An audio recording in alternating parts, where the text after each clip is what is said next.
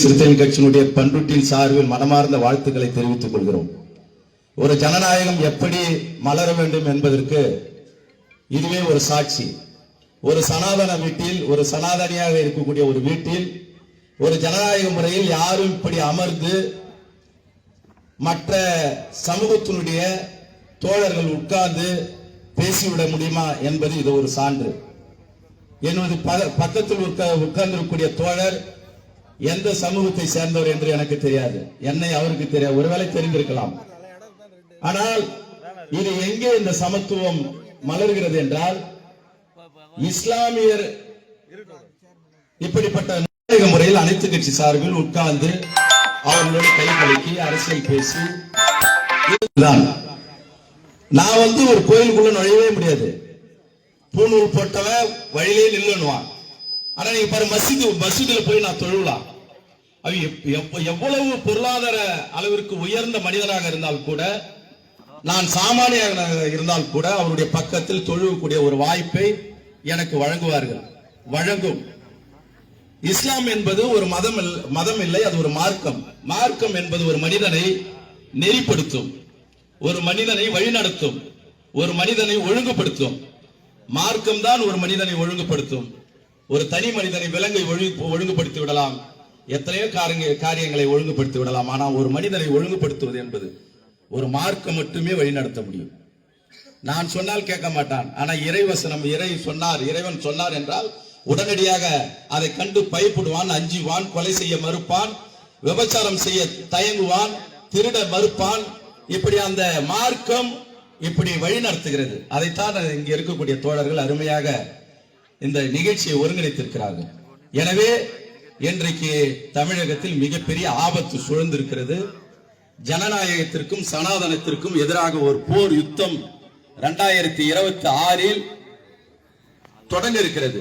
இதுவரையில் BJP, RSS உள்ளிட்ட சங் பரிவார அமைப்புகள் எந்த தேர்தலிலும் சரிபாதியாக ஒரு கூட்டணியில் அண்ணா திராவிட முன்னேற்ற கழகத்தின் எடப்பாடி தலையில் உட்கார்ந்து அவரை அழித்து விட வேண்டும் என்று அவரோடு பங்கிட்டு அடுத்த தேர்தலில் நாங்க தான் அதிமுக அடுத்த ஒரு கட்சி என்று உருவாகக்கூடிய அளவிற்கு இன்றைக்கு தமிழகத்தில் ஒரு ஆபத்து சூழ்ந்திருக்கிறது.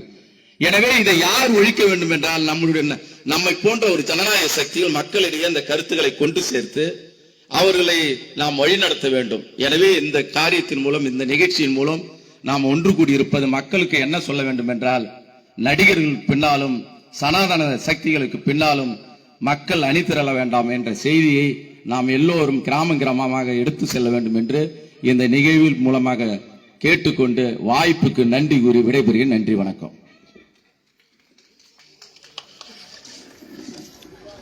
அடுத்ததாக சென்னை உயர்நீதிமன்ற வழக்கறிஞர், மாநில கொள்கை பரப்புத்துறை செயலர் அண்ணன் மோசஸ் அவர்கள் உங்களை உரையாற்றுவார்.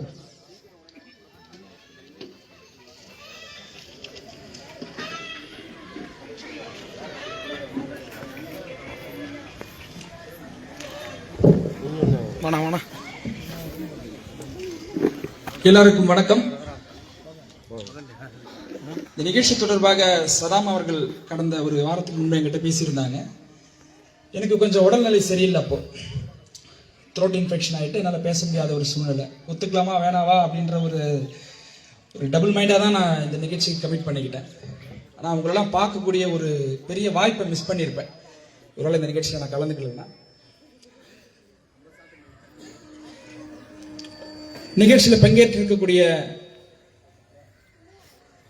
கட்சியுடைய முன்னோர்களுடைய பெயர் எல்லாத்தையும் மாவட்ட செயலாளர், அதுக்கு முன்பிருந்தவங்க படிச்சுட்டாங்க. நான் திருப்பியும் எனக்கு கொடுத்துருக்கிற அந்த 10 நிமிஷத்துல நான் திருப்பியும் பெயர்களை உச்சரித்து திருப்பி நான் டைம் ஸ்பெண்ட் பண்ண விரும்பல.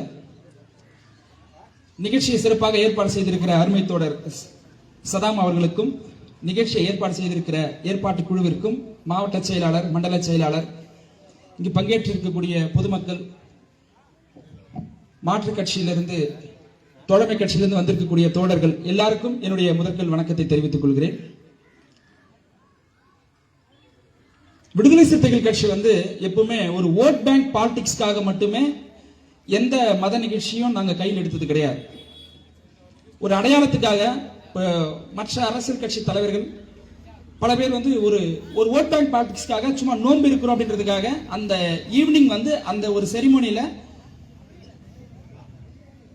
வெறுமனே வந்து ஒரு பெயருக்காக கலந்துக்கிற ஒரு லீடர் எங்களுடைய தலைவர் கிடையாது. உண்மையிலேயே நோன்பு இருந்து அந்த மக்களுடைய உணர்வோட அவங்க எப்படி அந்த பசியோட வந்து அந்த நோன்புல வந்து அந்த கலந்துக்கிறாங்களோ அதை வந்து தன்னுடைய பிராக்டிஸ்ல கடைபிடிக்கக்கூடிய ஒரு தலைவராக தான் தலைவர் எழுச்சி தமிழர் தலைவர் திருமா அவர்கள் இருக்கிறார். தலைவர் திருமா அவர்கள் நாடாளுமன்ற உறுப்பினராக தேர்ந்தெடுக்கப்பட்ட பொழுது நாடாளுமன்றத்தில் ஜெய் பீம் என்கின்ற வார்த்தையோடு மட்டும் இல்லாமல் அல்லாஹு அக்பர் என்கின்ற ஒரு வார்த்தையோடு சேர்த்து தான் அவர் வந்து பதவி பிரமாணம் எடுத்துக்கொண்டார். அது மட்டும் இல்லாமல் விடுதலை சிறுத்தைகள் கட்சி அறிவிக்கக்கூடிய விருதுகளில் மிக முக்கியமான விருது காயிதே மில்லத் விருது. நான் ஏன் இந்த இடத்துல சொல்றேன்னா, இஸ்லாமிய மக்களுடைய அந்த உணர்வோடு நிற்கக்கூடிய ஒரு அமைப்பு, ஒரு கட்சி விடுதலை சிறுத்தைகள் கட்சி. ஆன்மீகம் என்றாலே வந்து அதுக்கு எக்ஸாக்டான மீனிங் என்னன்னா, அன்பை பரப்புதல் அர்த்தம். ஸ்ப்ரெட் ஆஃப் லவ், அன்பை வந்து மக்கள் கிட்ட பரப்புற ஒரு இன்ஸ்டிடியூஷன் தான் வந்து மதம். அப்படிப்பட்ட ஒரு மதம் தான் வந்து இஸ்லாத்தை நான் பார்க்கிறேன். ஆனா ஒரு அன்பை பரப்பக்கூடிய ஒரு மதத்தின் மீது திட்டமிட்டு இந்தியா முழுவதும் எப்படி ஒரு வெறுப்பை கட்டமைக்க முடியும்? அவங்களுடைய அது கோர் பாயிண்ட் அது கிடையாது. வெறுப்பரசியல் பேசக்கூடியவர்கள் இவர்கள் கிடையாது. ஆனா அவர்கள் மீது திட்டமிட்டு ஒரு வெறுப்பரசியலை கட்டமைக்கக்கூடிய ஒரு அரசியலை இந்தியா முழுவதும் எல்லா மாநிலங்களுமே செஞ்சுட்டு இருக்கிறாங்க. நீங்க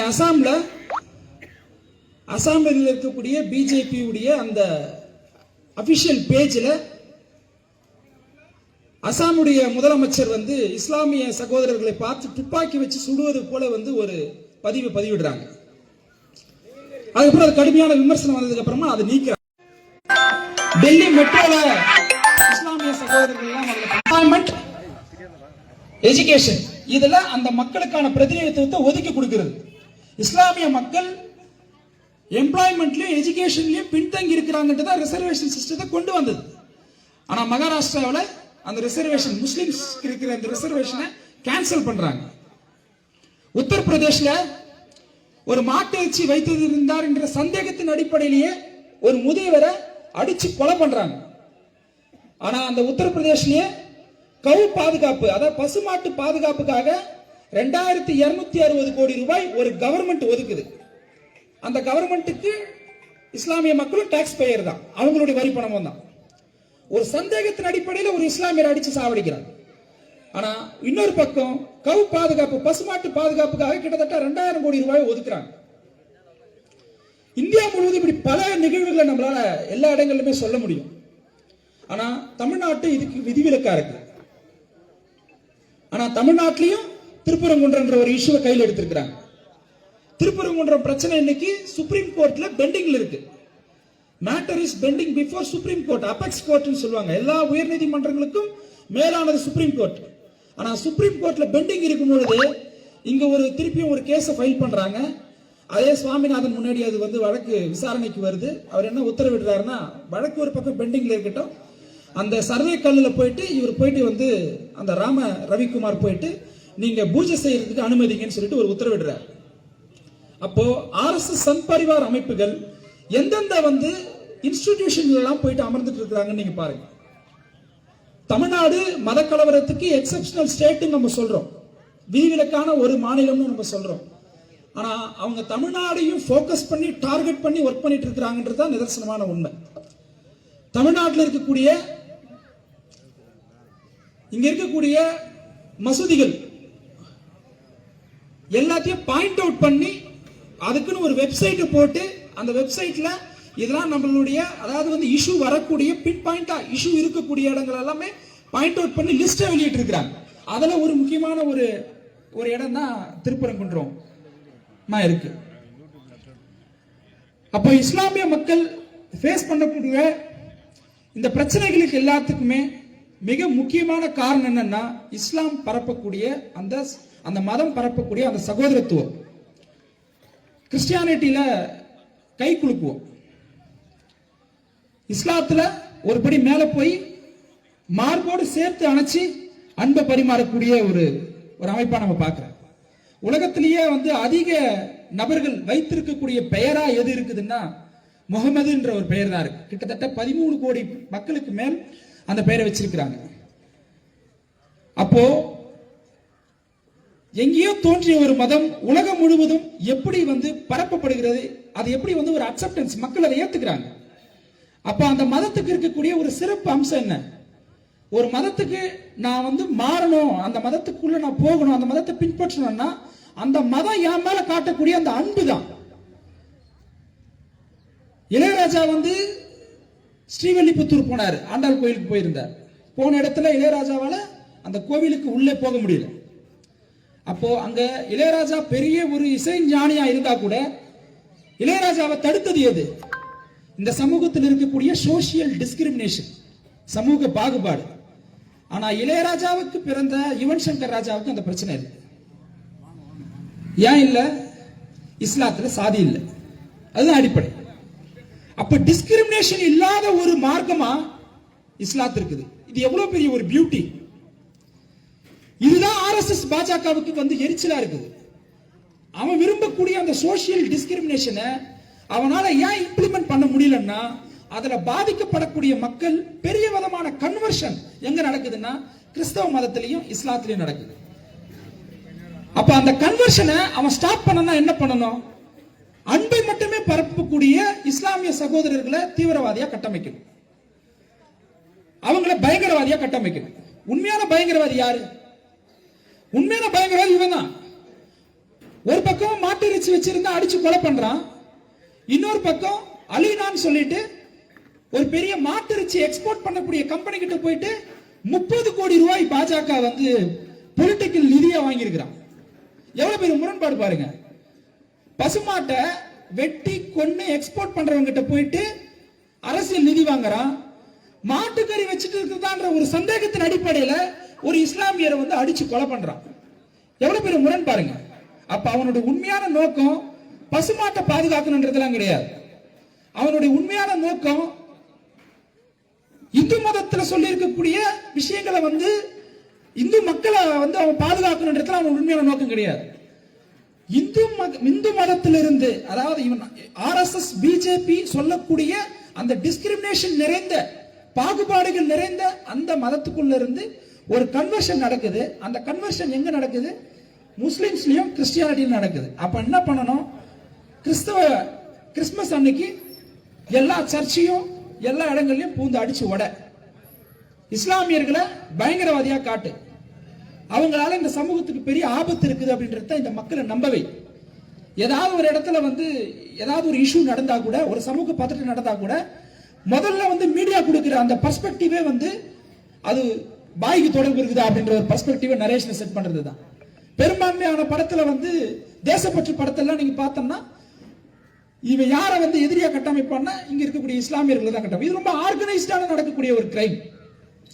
சோ இந்த இடத்துல அரசியல்ன்றது ஒரு ஓட்டு போடுற ஒரு விஷயம் மட்டும் கிடையாது. வரக்கூடிய தேர்தலில் நம்ம போயிட்டு ஓட்டு போடுற ஒரு விஷயம் மட்டுமே பாலிடிக்ஸ் கிடையாது. நம்ம யாரு, நம்ம பேசக்கூடிய அரசியல் என்ன, நம்ம பின்பற்றக்கூடிய மதத்திற்கு எதிராக யார்